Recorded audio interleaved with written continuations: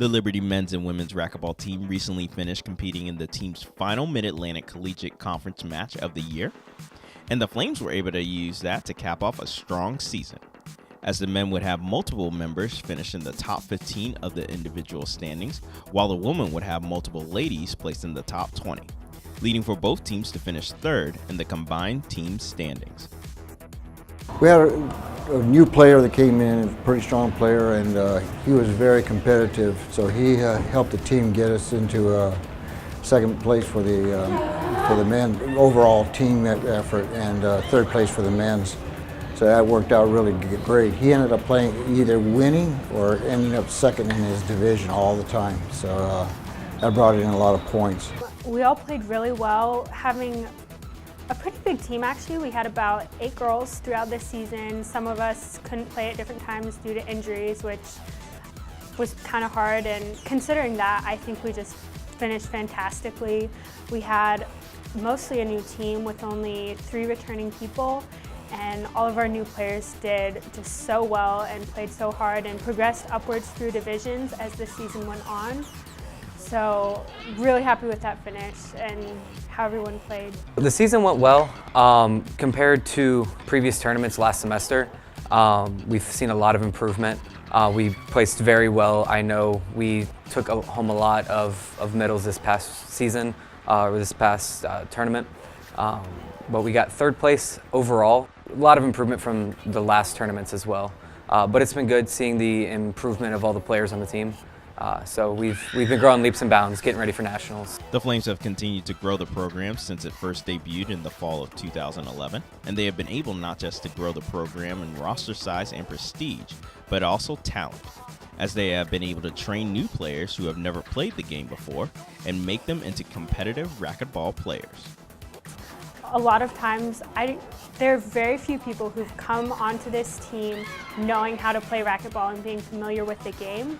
So the majority of people who come, they just see us practicing or hear about it at the block party or something, and then they come to a practice and coach or Sean teaches them how to play, and just from there they start coming more and learning more and turn into great racquetball players. So the really cool thing about it for me is that you don't have to have a lot of base knowledge, base experience. You just have to be willing to learn and just take a step back and know what you don't know and be willing to learn the rest. There's a lot of kids that come to to the courts that don't know how to play racquetball at all, and we'll go in there and we'll talk to them and tell them, you know, we have a club sports team and we're always looking for new people, and most of the answers we get back are, well, I don't know anything about racquetball, I'm just here hitting around. And I said, well, we'll teach you everything you need to know. And when they come on board, one of the things we stress is, the first thing we stress is school. You're here because of school. This is a sport, a club sport. I said, but if you're going to be in a club sport, we want you to have fun. And that's the biggest thing we push. We don't look at this as being a stressful competition type sport.